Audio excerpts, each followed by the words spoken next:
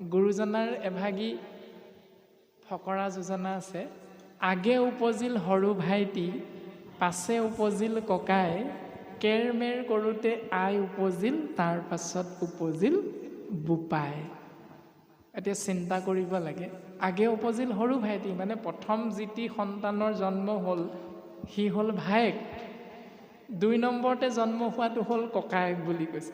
এতিয়া আমি জানো সমাজত তেনেকুৱা এটা নীতি মানিম? কোনেও নেমানো। প্ৰথম জন্ম হোৱাটো ভায়েক কেনেকৈ হ'ব? প্ৰথম জন্ম হোৱা সন্তানটো হ'ল ককায়েক, দ্বিতীয়তে হ'ব ভায়েক, সি সৰু হ'ব। কিন্তু ফকৰা যোজনাৰ মতে আগে উপজিল সৰু ভাইটি, তাৰ পাছত উপজিল ককাই। এতিয়া ককাই ভাই দুজনৰ জন্ম হ'ল, 2টি ল'ৰাৰ জন্ম হ'ল, কিন্তু এই ল'ৰা 2টি জন্ম হ'ল আকৌ পিতৃ মাতৃ নোহোৱাকৈ। তাৰ পাছত ফকৰা যোজনাই কি বুলি ক'লে? আগে উপজিল সৰু ভাইটি, পাছে উপজিল ককাই, কেৰমেৰ কৰোঁতে আই উপজিল, তাৰ পাছত উপজিল বোপাই। এতিয়া ল'ৰা 2টাই গুণাগথা কৰি থাকোঁতেহে মাকৰ জন্ম হ'ল বুলি কৈছে। আকৌ মাকক যেই মুহূৰ্ততে সন্তানে লগ পাই গ'ল, মাকে দেখুৱাই দিলে তোমালোকৰ দেউতা এইজন চোৱা, এই বুলি কৈ দিলে। এই কথাটোকে বৰ্তমান পদছন্দত ওলাই আছে। গীতা শাস্ত্ৰটো সিদ্ধান্ত দিছে, মাতৃয়েহে জানে কাৰ বীৰ্যে পুত্ৰ হয়। এতিয়া আপুনি মই চাকৰি জেগাত আছোঁ বা য'তেই নাথাকোঁ, আপোনাৰ মোৰ যিটো সন্তান বুলি আপুনি মই ভাবি আছোঁ, যেতিয়া চাকৰিৰ পৰা আহিম, অহাৰ পাছত যদি আমাৰ ধৰ্মপত্নীয়ে আপোনাৰ মোৰ ফালে সন্তানটিক যদি আঙুলিয়াই দেখুৱাই নিদিয়ে, এয়া তোমাৰ দেউতা বুলি, এয়া তোমাৰ পাপা বুলি, এয়া তোমাৰ পিতা বুলি দেখুৱাই নিদিলে সি গম পাব নেকি আপুনি মই তাৰ দেউতাক বুলি? মাকেহে জানে সমস্তখিনি কথা, কাৰ বীৰ্যৰ দ্বাৰা গৰ্ভত সন্তান স্থিতি হৈছে। পিতৃয়েও নেজানে তেওঁৰ পুত্ৰ এইজন হয় নে নহয়। ঠিক তেনেধৰণে এতিয়া আগে উপজিল সৰু ভাইটি মানে 24 তত্বৰে গঠিত আমাৰ এই নৰদেহাৰ সৰু ভায়েক হ'ল শক্তিশালী তত্ত্বটো হ'ল মন। মন প্ৰথমেই যায় যিকোনো এটা কাম কৰিবৰ বাবে। চাবচোন বাৰু, আমি নিজক সুধিলে কি পাম? আমুকলৈ যাম নে নেযাম, আমুকৰ পৰাই গৈ আহোঁ। এতিয়া আমাৰ মন হ'ল সৰু ভায়েক, কিয়নো মন প্ৰথমতে যায় যিকোনো কাম কৰিবৰ বাবে। এইটো হ'ল মন সৰু ভায়েক। এতিয়া মনটোৱে ভাবি আছিলে, আপোনালোকে কি বুলি ভাবিছিলে? যে অহা মাহৰ আমুক তাৰিখে অনুষ্ঠান এভাগ কৰিম, কাক মাতিলে ভাল হ'ব? আপোনালোক 5জন 10জনমান গোট খালে, গোট খাই গুণাগথা কৰি আছে। আমাৰ যুৱসকলো, আমাৰ যুৱ বন্ধুসকলেও এই নহয় নহয় আমুককে মাতিব লাগে। কোনোবা 2জন মানে ক'লে নহয় তহঁতি ক'লে নহ'ব, ৰহ আমি চিন্তা কৰিম নহয়, তহঁতি মাত্ৰ যি কৰিবলৈ কওঁ তাকে কৰিবি, আদি আদি ধৰণে আলোচনা এটা হ'ল আপোনালোকৰ মাজত। আলোচনাটো হৈ সদৌ শেষত তোলা চালনীত নামটো আহিল প্ৰাণজিৎ নামৰ এই ক্ষীণমিন দেহটোৰ নাম মনলৈ গুচি আহিল। গুচি অহাৰ লগে লগে সকলোৱে যেতিয়া 2জন মানে থিয় হৈ কৈ দিলে যে প্ৰাণজিতকে আনিব লাগে, প্ৰাণজিতকে আনিব লাগে, আমি তেওঁৰ মুখেৰে 2টামান কথা শুনো। বাকীসকলে হাত চাপৰিটো বজাই দিলে, হয় হয় আমিও এইটো কথাকে ভাবি আছিলোঁ। এই বুলি যেতিয়া হাত চাপৰিটো বজাই সৰ্বসন্মতি হ'ল, সেয়া হ'ল বুদ্ধি। মন প্ৰথমতে কৈছিল অনুষ্ঠান এভাগ কৰিম, কাক আনিম কাক নানিম সিদ্ধান্ত নাই হোৱা। সৰ্বপ্ৰথমে আলোচনা এভাগ হৈ আছে, এইটো হ'ল মন।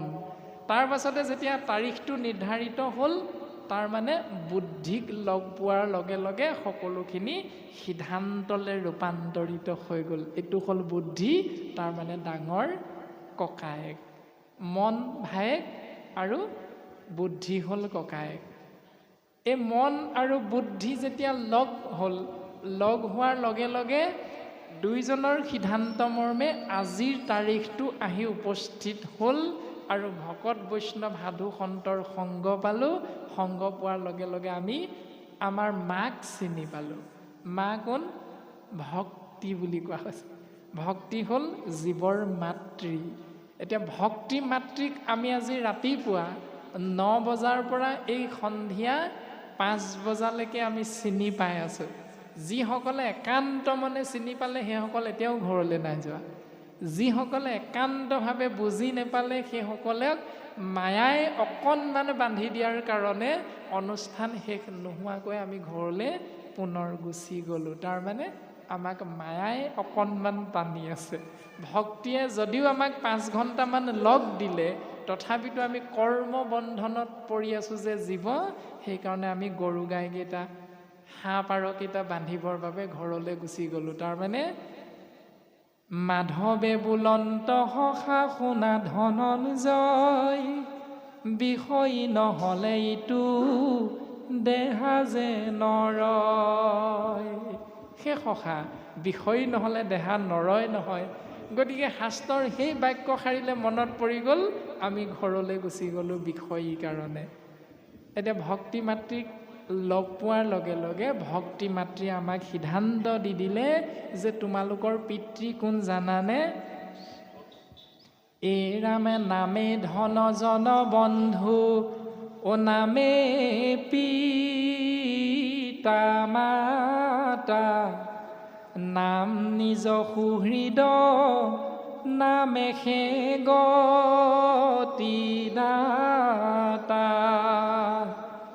এই ৰামে ইহকালে পৰকালে, নাম বিনে গতি নাই, চাৰিও বেদৰ ইহে মুখ্য অভিপ্ৰায়। এতিয়া ইহকালে পৰকালে, এই অনন্ত কালৰ কাৰণে জীৱৰ এটাই পৰম বিত্ত বুলি কৈছে। বিত্ত মানে ধন, পৰলোক বিত্ত হ'ল কেৱল নাম ধন। আমি যে গালোঁ নাম ধন দিয়া মোক কিনা বনমালী, এই বুলি যে আমি গাই থাকোঁ, নাম ধনৰ দ্বাৰাহে ঈশ্বৰ তত্ত্বক আপুনি মই জীৱই এই শৰীৰ তত্ত্বৰ ভিতৰত ৰাখিব পাৰিম। যদি আমি নাম ব্ৰহ্মক, পিতৃক যদি আমি চিনিয়ে পোৱা নাই, ভক্তি মাতৃক যদি আমি আদৰ কৰাই নাই, তেতিয়াহ'লে আপুনি মই এই সংসাৰত আমাৰ বৰা বাপজনাই কৈ যোৱা নিচিনাকৈ আহিল কণা, গ'ল কণা, খাগৰি কাটিলোঁ 3 কণা, আমি ইয়াতেই থাকি যাম। গতিকে আমি সৰ্বপ্ৰথমে মন ভাইক বুজাব লাগিব। আমাৰ মন ভাই কি? অ দুৰাচাৰ মন মূৰ, ৰাম হৰি বোল, ৰাম হৰি বোল মন, ৰাম হৰি বোল। এতিয়া কৈছোনে নাই কোৱা? আমাৰ মনটো দুৰাচাৰ বুলি ক'লে, দুৰাচাৰী মনটোক আমি কি বুলি ক'ব লাগিব? হেৰৌ মন, তই দুৰাচাৰ, ৰাম বোল, ৰাম বোল। যদি ৰাম নবোল, নাম ল'লে তৰিবা, নল'লে মৰিবা। এইটো আমি ক'ব লাগিব। অ মন ভাই, এই দেহা দিনক দিনে যাই ভটিয়াই, অ দেহাক লৈ অহংকাৰ কৰিব নাপায়, অ কৰিব নাপায়, আত্মা ওলাই গ'লে দেহাৰ মূল্য নাই, অ দেহাৰ মূল্য নাই। এইটো আমি বুজাব লাগিব যে অ মন ভাই, এই দেহা দিনক দিনে যায় ভটিয়াই। এদিন দুদিনকৈ আমাৰ এই দেহাটো ভটিয়নি সোঁতত গৈ আছে। আমি 4 বছৰীয়া আছিলোঁ, 10 বছৰীয়া হ'লোঁ, 10 বছৰীয়া আছিলোঁ, 20 বছৰীয়া হ'লোঁ। ইমান সুন্দৰ কিচকিচিয়া কলা চুলি কোছা এদিন বগা ৰং ধৰিলে। ইমান সুন্দৰ সুঠাম যৌৱনদীপ্ত এই চেহেৰাটো এদিন ছালখন সুতুৰা সুতুৰ হৈ গ'ল। যিমানেই দোকানৰ পৰা কলপ আনি মূৰত নঘঁহো কিয়, ই কিন্তু এদিন বগা হ'বগৈ। যিমানে বিউটি পাৰ্লাৰত সোমাই গৈ আপুনি মই ধুনীয়া দেখাবলৈ চেষ্টা নকৰোঁ কিয়, ছালখন এদিন সুতুৰা সুতুৰ হ'বই। এইটো দেহৰ বিলাই। গতিকে অ মন ভাই, এই দেহা দিনক দিনে যায় ভটিয়াই, দেহাক লৈ অহংকাৰ কৰিব নাপায়। কিয় নাপায়? আত্মা ওলাই গ'লে দেহাৰ কোনো মূল্যই নাই। আমি জীৱনৰ আয়ুসটো কিমান বুলি বুজি পাওঁ? শাস্ত্ৰসন্মতভাৱে 100 বছৰ। এতিয়া আমি নিজক সোধোচোন বাৰু, আমাৰ জীৱনটো আয়ুসটো কিমান দিনৰ বাৰু? ক'ব নি কোনোবাই? কি ক'লে? গড়ে 52 বছৰ। এতিয়া আমি এটা সাধাৰণ চিন্তাৰ মাজেৰে ক'ম, আমি কিমান বছৰ নেজানো। কৃষ্ণ 60 বছৰ 52 বছৰ, আৰু শাস্ত্ৰই কৈছে মনুষ্যৰ আয়ুসত বৰিষ সংখ্যাত মানে 100 বছৰ বুলি কৈছে। এতিয়া আমি বাস্তৱ চিন্তা কৰিম, 100লৈও নাযাওঁ, 52ও নাযাওঁ, 60ও নাযাওঁ। নাকটোৱে উশাহটো ভিতৰলৈ দীঘলকৈ টানি দিয়কচোন সকলোৱে। বাহিৰলৈ ওলাই নাহিলে কি কৰিব? 52 বছৰ বাদ দিয়ক, বাহিৰলৈ যে উশাহটো পঠিয়াই দিব নোৱাৰিম মেডিকেল, বাহিৰৰ পৰা যেতিয়াই ভিতৰলৈ টানি নিব নোৱাৰিম মেডিকেল। গতিকে 1 ছেকেণ্ড বা 2 ছেকেণ্ডহে আমাৰ আয়ুস বুলি কৈছে। এই 1 ছেকেণ্ড বা 2 ছেকেণ্ডৰ কাৰণে এই মাটিৰ সীমাটো যে ঠেলা হেঁচা কৰি থাকোঁ, কাৰণটো কি বাৰু? আমাৰ সেইটো অহংকাৰ, অহমম্য ভাৱ। গতিকে থাকিম কিমান দিন কোনেও নাজানো। এই নজনাৰ কাৰণে আপুনি মই অহংকাৰত থাকিব নালাগিছিলহে, আমি আকৌ বেছিকৈ অহংকাৰীহে হৈ যাওঁ। এতিয়া আপোনালোকৰ এই ডুবিয়া গাঁও, এই গাঁৱৰ আপোনালোকৰ ৰাইজে, ইয়াতে আমি এটা সিদ্ধান্ত আলোচনা কৰিছোঁ। আপোনালোকৰ গাঁৱত যদি 50 ঘৰ মানুহ আছে, 50 ঘৰ মানুহে সিদ্ধান্ত লওকচোন বাৰু আজি আলোচনাটোত, যে কালিলৈ শইকীয়া নামৰ বাপজনক গোটেই 52 ঘৰ মাটি সম্পত্তি দি দিম এবছৰৰ কাৰণে, তাক যি জোৰা নাই মই লৈ ল'বহি, যি কয় কৰিব। এবছৰৰ পাছত আকৌ বেলেগ এজনক দিম, বৰা বাপক দিম। এনেকৈ আলোচনাটো কৰকচোন বাৰু, কি কৰিব? মোকে দি দিলে যেনিবা গোটেই 100 বিঘা মাটি আপোনালোকে, মই কিবা কৰিব পাৰিম নি? একো কৰিব নোৱাৰোঁ, এনেইহে মৰিছোঁ। মোৰ ধন মোৰ জন, মই হ'লোঁ মহাজন। ঐশ্বৰ্য বিভূতি মোৰ আছে, ঐশ্বৰ্য বিভূতি হ'লে পৃথিৱীখনো কিনিব পাৰি, ধৰ্ম কৰ্ম কেলৈনো লাগিছে। এনেধৰণে চিন্তা কৰিলে উত্তৰটো আমি তেনেকৈয়ে পাওঁ। গতিকে আমাৰ আয়ুস হ'ল মাত্ৰ 1 ছেকেণ্ড বা 2 ছেকেণ্ড। উশাহ টানিলেও বাহিৰলৈ নোলালে বগা কাপোৰ, বাহিৰৰ পৰা ভিতৰলৈ সোমোৱাই নিব নোৱাৰিলে বগা কাপোৰ এখন দিব লাগিব। এইকণ সময়ৰ কাৰণে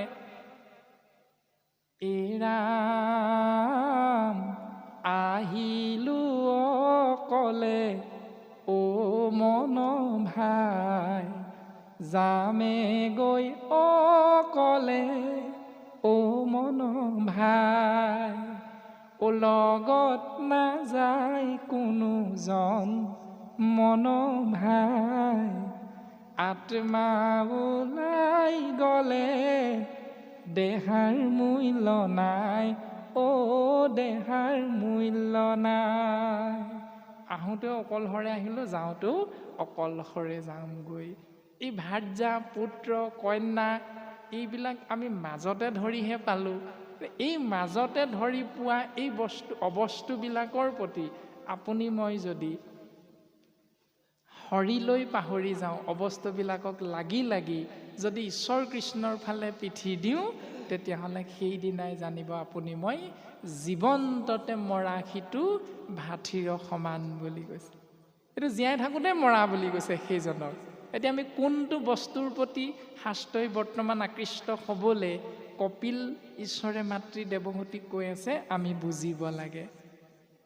ৰাম লগৰে সাৰথি অ মন ভাই, পাপ পুণ্য মাথোন অ মন ভাই, জানিবা মনুষ্যগণ মন ভাই, আত্মা ওলাই গ'লে দেহাৰ মূল্য নাই অ দেহাৰ মূল্য নাই। লগৰ সাৰথি দুটাই বুলি কৈছে, পাপ আৰু পুণ্য। এতিয়া পাপৰ তুলনাত যদি পুণ্য তাকৰ হয়, পাপ পুণ্যৰ দুটি মাথো টোপোলা ভাৰ লৈ হেকেৰ পেকেৰ কৰি যাবই লাগিব এদিন যমৰ ঘৰলৈ। যেনে তেনে মুঠতে আগফালে পাপ বা পুণ্য, পাছফালে পাপ বা পুণ্য, এই দুটা টোপোলা ডাঙৰি ভাৰ লোৱাৰ দৰে কঢ়িয়াই কঢ়িয়াই গৈ থাকিব লাগিব। সেই তাত যমৰ যেতিয়া ওচৰ পামগৈ, চিত্ৰগুপ্তই মেলিব নহয়, মেলি লৈ বোলে দেখিলে এইটো পাপৰ তুলনাত পুণ্য তেনেই কম, গতিকে সেইমতে শাস্তি পাম। নহয় বোলে ইয়াৰ পুণ্য বেছি, পাপ অকণমানহে, সেইমতে আপুনি মই শাস্তি ভোগ কৰিবলৈ পাম। গতিকে এই পাপ আৰু পুণ্যৰ বাবে কৰ্ম নকৰি আপুনি মই যদি কেৱল কৰ্ম ধৰ্ম আৰু জ্ঞানৰ মাজত অকলশৰীয়াকৈ সমাজ পৰিচালনা কৰি নাথাকি ভক্তি কৰ্ম ভক্তি ধৰ্ম ভক্তি জ্ঞানৰ মাজেৰে আমাৰ যদি জীৱন আগবঢ়াই আনিব পাৰোঁ, সেই মাতৃ এয়াই হ'ল জীৱৰ কল্যাণৰ মূল বিষয়বস্তু। এতিয়া আমি প্ৰত্যেকেই নিজৰ মন ভাইক বুজাব লাগে, এই ৰাম গোবিন্দৰ গুণ নাম গোৱা হে মন ভাই, গোবিন্দৰ গুণ নাম গোৱা, গোবিন্দৰ নামে হে মুকুতি সাধিব, হবে শাস্ত্ৰ মেলি চোৱা, সে বান্ধৱ হবে শাস্ত্ৰ মেলি চোৱা। সেইকাৰণে আমি সকলোৱে বুজি পালোঁ গোবিন্দৰ নামত জীৱৰ মুকুতি আছে। এই মুকুতি আছে বুলি বুজি পোৱাৰ কাৰণে আজি আমি শাস্ত্ৰ মেলি সকলোৱে আলোচনাৰ মাধ্যমেৰে নিজক বিশ্লেষণ কৰিব বিচাৰিছোঁ। আৰু হৰিৰূপী ভগৱন্ত প্ৰকাশমান যিহেতু হৈ আছে আমাৰ হৃদয় পদ্মত, তেতিয়া শাস্ত্ৰই আমাক পুনৰবাৰ সিদ্ধান্ত দিছে, অ হৰি যাৰ হৃদয়ৰ মাজে, অ কি কৰিব পাৰে বান্ধৈ কলি মহাৰাজে, কলি মহাৰাজে, ভক্ত প্ৰহ্লাদলৈ চোৱা, অ মুখে হৰি গুণ গোৱা, মুখে হৰি গুণ গোৱা। এতিয়া ভক্ত প্ৰহ্লাদক তেওঁৰ পিতৃ হিৰণ্যকশিপুৱে কিমান শাস্তি দিছিলে সকলোৱে জানো, কিন্তু তেওঁ কেৱল হৰিৰূপী পৰম ব্ৰহ্ম ঈশ্বৰ কৃষ্ণক ভজনা কৰাৰ কাৰণেই সমস্ত বিপদ আপদৰ পৰা প্ৰহ্লাদক সৰ্বতো প্ৰকাৰে ভগৱন্ত পুৰুষে ৰক্ষণাবেক্ষণ দি থাকিল। পিতৃয়ে পাতিলে ফান্দি, পিতৃয়ে বিভিন্ন ধৰণে প্ৰহ্লাদক হৰি বিমুখ কৰিবৰ বাবে চেষ্টা কৰিল, কিন্তু প্ৰহ্লাদ নভৈলে বন্দী বুলি কৈছে। প্ৰহ্লাদ বন্দী হ'ল জানো মায়া সেই জালখনত? কেতিয়াও নহ'ল। গতিকে আমি শেষৰ ফালে মাত্ৰ এটি কাহিনী অকণমান প্ৰকাশ কৰা হ'ব, তাৰপাছত আমি পুনৰ পাঠৰ মাজলৈ যাম। ভক্তি যুগৰ ইয়ালৈ যাম, ছবিলৈ যাম। কাহিনীটো হ'ল এনেধৰণৰ, এজন মাছমৰীয়াই জাল এখন লৈ নদীত মাছ মাৰিবলৈ গৈছে। মাছ মাৰিবলৈ গৈ পানীত যেই মুহূৰ্ততে নামি দিলে, পানীত শব্দ এটা শুনা পাই মাছখিনিয়ে কি কৰিলে, সেই শব্দটোৰ পৰা আঁতৰলৈ যাবলৈ ধৰিলে। কিন্তু এটা চতুৰ মাছে কি কৰিলে, সেই শব্দটোৰ কাষে কাষে ঘূৰি ফুৰিবলৈ ধৰিলে। এতিয়া যিবিলাক মাছে শব্দটো শুনা পায়, সেই শব্দটোৰ পৰা আঁতৰি পলাবলৈ বিচাৰিল, লগে লগে মাছমৰীয়াজনে জালখন দলি মাৰি দিলে। আপোনালোকে খেৱালি চিনি পায় নহয়? খেৱালি মাৰি মাছ ধৰিছে নে? ধৰিছে। মাছটো কেনি গৈছে আপোনালোকে অকণমান গম পায় কাৰণে জালখন আঁতৰলৈ দলি মাৰি দিয়ে। ওচৰতে মাৰে জানো জালখন? কোনেও নেমাৰোঁ। সদায় আমি পানীত নামি আঁতৰলৈ দলি মাৰি দিওঁ। তাৰমানে শব্দটো আপোনাৰ মোৰ খোজৰ উমান পাই মাছবিলাক আঁতৰলৈ গ'ল বুলি আমি বুজি পোৱাৰ কাৰণে জালখন আঁতৰলৈ মাৰি দিওঁ। তাৰপাছত আৰু জালত পৰা মাছখিনি কি কৰোঁ সকলোৱে জানেই নহয়, ইডোখৰ নকলেও হ'ব। এতিয়া কথাটো হ'ল কি, মাছমৰীয়াজন কোন বুলি কৈছে? মাছমৰীয়াজন হ'ল স্বয়ং জগতৰ ঈশ্বৰ কৃষ্ণ বুলি কোৱা হৈছে। জালখন কি? মায়া জাল। এই মায়াময় সংসাৰখনৰ কথা কৈছে। আৰু মাছবিলাক কোনবিলাক? আপুনি মই জীৱবিলাক হ'লেও একোটা মাছ বুলি কৈছে। এতিয়া এই মাছৰূপী আপুনি মই জীৱবিলাকে যেই মুহূৰ্ততে মাছমৰীয়া ৰূপী ঈশ্বৰ কৃষ্ণই মায়া নামৰ জালখন মাৰিবলৈ লওঁতেই যেতিয়া এই সংসাৰৰূপী নদীখনত যেতিয়া নামি দিয়া সেই শব্দৰ উমান পায়, আপুনি মই কি কৰোঁ? যেতিয়াই সেই স্থানৰ পৰা আঁতৰি পলাবলৈ যাম, তেতিয়াই ভগৱন্তৰ বিষ্ণু মায়া বুলি যে কয়, বিষ্ণু মায়াৰ সেই জালখনত আপুনি মই আবদ্ধ হৈ যাম। তাৰমানে কৃষ্ণ নামৰ বাহিৰে যি আমি কৰ্ম কৰি থাকোঁ, সেই কৰ্ম বন্ধনত আমি বান্ধ খাই ফুৰোঁ। কিন্তু যেই মুহূৰ্ততে সেই ৰসত যিটো চতুৰ মাছ, সেই চতুৰ মাছটোৱে যে শব্দটোৰ উমান পাই আঁতৰলৈ পলাই নগৈ যে শব্দটোৰ কাষে কাষে ঘূৰি ফুৰিলে, তাৰ মানে উত্তৰটো হ'ল, যিটো মাছে মাছমৰীয়াজন পানীত নমাৰ লগে লগে উমান পাই মাছমৰীয়াজনৰ ভৰিৰ কাষে কাষে ঘূৰি ফুৰিলে, সেই মাছটো মায়া নামৰ জালখনত নপৰিল। তাৰমানে যিটো জীৱই, যিজন মানুহে ঈশ্বৰ কৃষ্ণৰ চৰণ পংকজত মাছটোৰ নিচিনাকৈ শৰণাপন্ন হ'ব পাৰিম, সি কেতিয়াও বিষ্ণুৰ মায়া জালখনত আবদ্ধ হৈ নাযায়। এতিয়া আমি শৰণ ল'ব লাগিব সেই মাছটোৰ নিচিনাকৈ। এতিয়া আমি নিজক সুধিব লাগে, মাছটোৰ নিচিনাকৈ ভগৱন্তৰ চৰণৰ কাষে কাষে আমি সদায় আছোঁ, নে আমি ভগৱন্তৰ কাষৰ পৰা আমি বিভিন্ন স্থানলৈ আঁতৰি আঁতৰি গৈ, যে আমি যেতিয়া দোকানলৈ গৈ কিবা এটা প্ৰয়োজনীয় বস্তু কিনিম, বস্তু কিনিবলৈ যাওঁতে দোকানীজনে যি ধৰণে আমাক, ধৰি লওক এখন ধুতিৰ আমাৰ প্ৰয়োজন, এটা লং পেণ্টৰ আমাৰ প্ৰয়োজন, লং পেণ্টটো কিনাৰ লগে লগে বোলে 1500 টকা, দাৰদম ছিগিল আৰু 1200 টকা।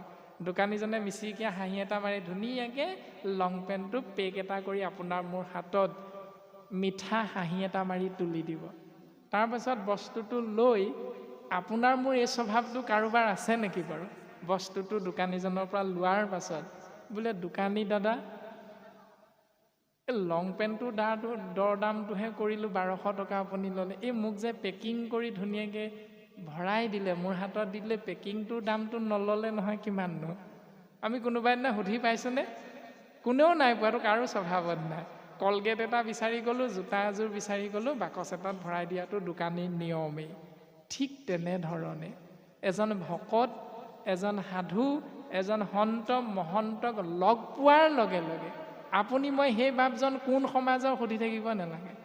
সেই বাপজন কোন গোত্ৰ, কোন কুলৰ, কোন গাঁৱৰ, কি সমাজৰ, এইবিলাক আপোনাৰ মোৰ দৰকাৰ নাই। তেওঁৰ পৰা আমি যিকোনো প্ৰকাৰে ভক্তি জ্ঞান আমি ল'বৰ বাবেহে চেষ্টা কৰিব লাগে।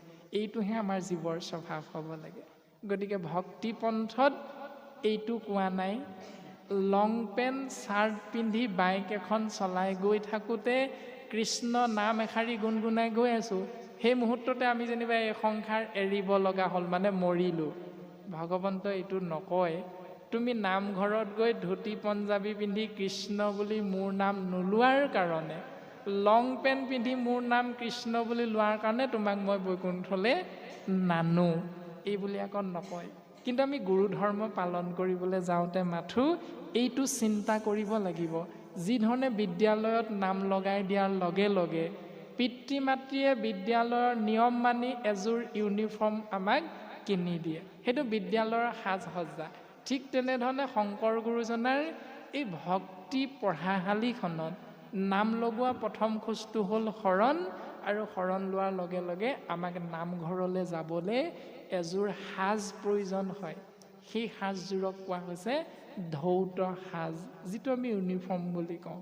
গতিকে সেই ধৌত সাজ আমি পৰিধান কৰি নামগৃহলৈ আহিব লাগে, বা আমি ভকতৰ সংগলৈ যাব লাগে। কিন্তু ভকতসকলে এইটো নকয় যে তই চুৰিদাৰযোৰ পিন্ধি কিয় আহিলি, লং পেণ্টটো পিন্ধি তই আহিলে কিয় আহিলি, ভকতৰ সমাজলৈ নাহিবি, তোৰ ভক্তি নহ'ব, এই বুলি কোনেও নকয়।